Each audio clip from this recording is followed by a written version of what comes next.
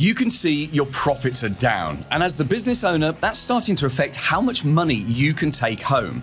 So what's the most effective way to deal with this problem? Should you reduce costs or should you focus your time on increasing sales? My special guest today is an expert at operations, and she's got a unique spin on this exact problem that you're going to want to hear. Hi, I'm Monica Ozaruk, owner of Ozaruk Consulting, and I love helping MSPs with their operations. And thanks for joining me on the show, Monica, because we are going to answer a massive question today. If your profits are under pressure, should you reduce operating costs or should you increase sales?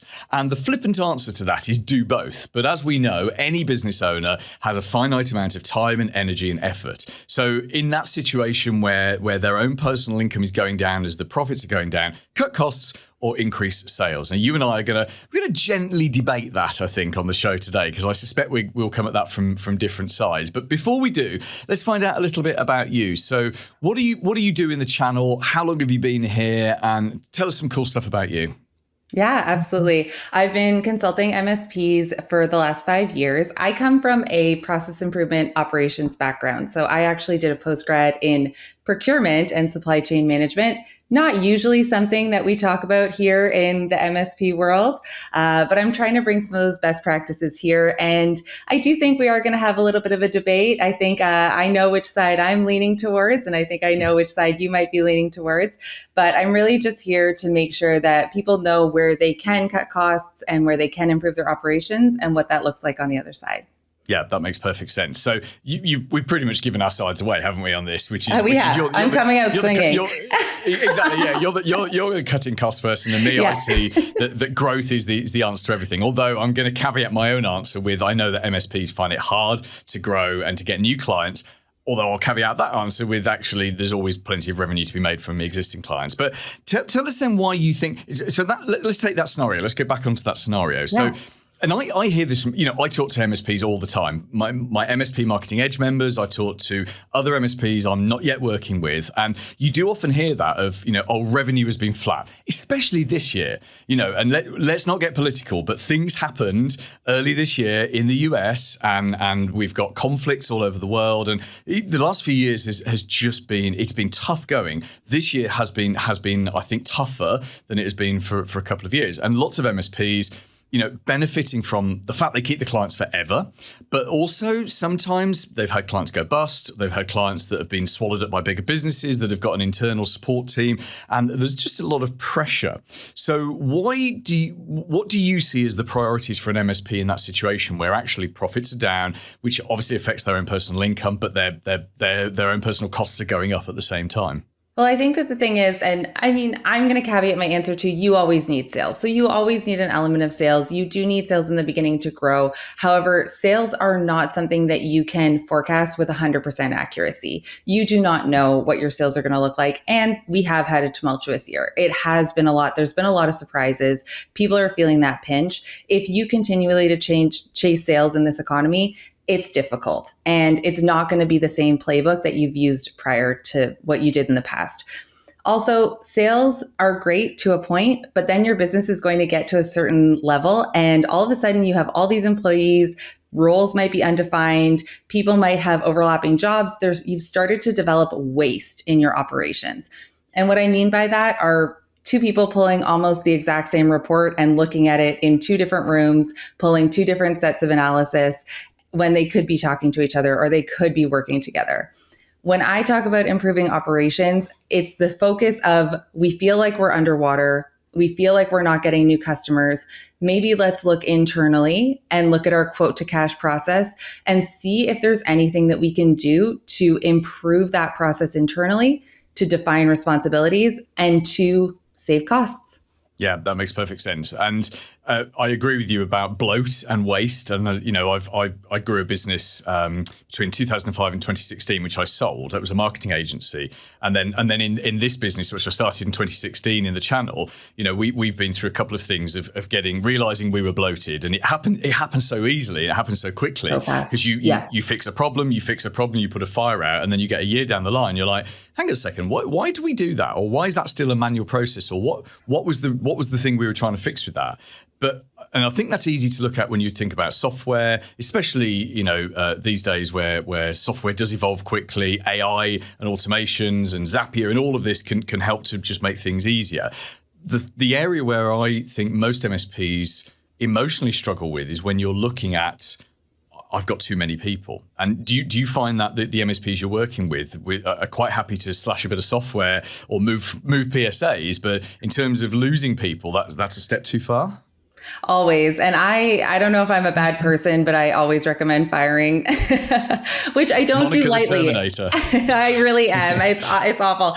I don't do it lightly. I think there are a lot of instances where MSPs grew organically. They maybe hired friends. Maybe there were really loose job descriptions when people were hired, or someone said, hey, I can do that, or I can do that. And all of a sudden it snowballed into a role where they got promoted or they've been elevated. The best tech goes into the service manager role. Did they get training? Did we really define that role before we did it?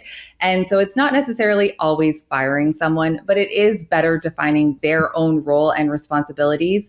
I do think that everyone has enough people. I think, we always need to hire as we grow, but at this point, it's about right sizing. It's about leveraging those automations, those tools, those AIs to be able to keep who you have today, but continue to scale without everyone feeling the pinch and feeling so frustrated. I don't know about you. My MSPs are stressed out right now. Everyone feels really overworked. Oh, I think MSPs are always stressed out. Always. Exactly. In the 9 years I've been in the channel, every MSP I've ever spoken to has been stressed out. It's the nature of the job, isn't it? Yeah. But I don't think it necessarily has to be that way. I think it's making the job descriptions a little bit clearer, it's slow down to speed up. And I don't know how many MSPs feel that they have the space to be able to do that. I am very empathetic to that. And that's why it's helpful to have someone externally come in with a playbook and say, here are some things that we can do to make it a little bit easier, faster, so that we take something off your plate.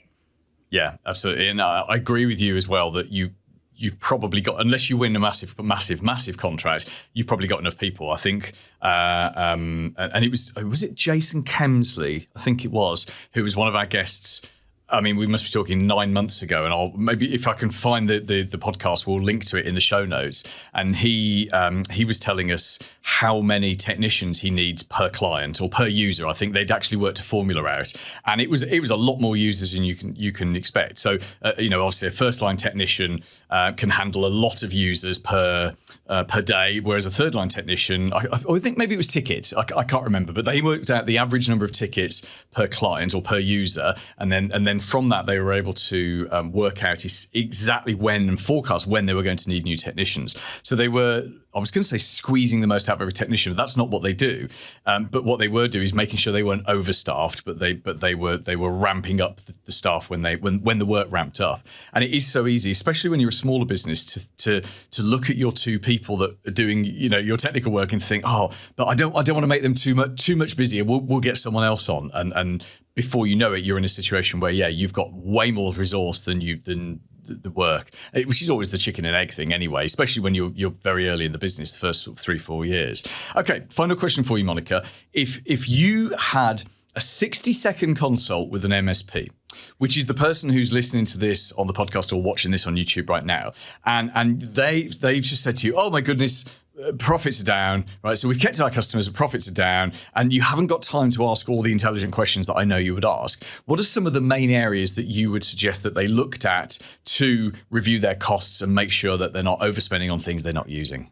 I think it really comes down to quote to cash process. And for me, it's all about bottlenecks. So I would do a quick high level exercise. And I would say, in your quote to cash process, what's the one department, one thing that is the most frustrating, that everyone complains about, that everyone in your organization has a problem with? And they'll say it's invoicing, or it's whichever it is. And we say, okay, here are 3 things that we can do to define that role, the 3 metrics that I would track on a monthly basis to make sure that role is doing what they need to do. And here's a job description on how they're supposed to do it.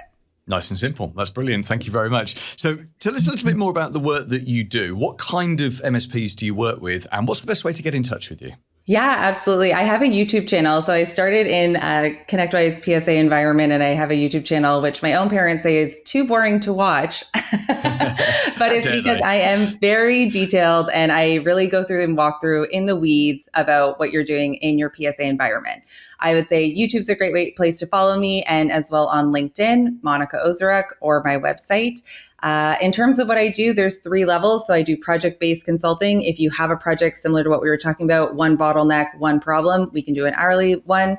I have 2 accelerator programs, one for project management, one for procurement.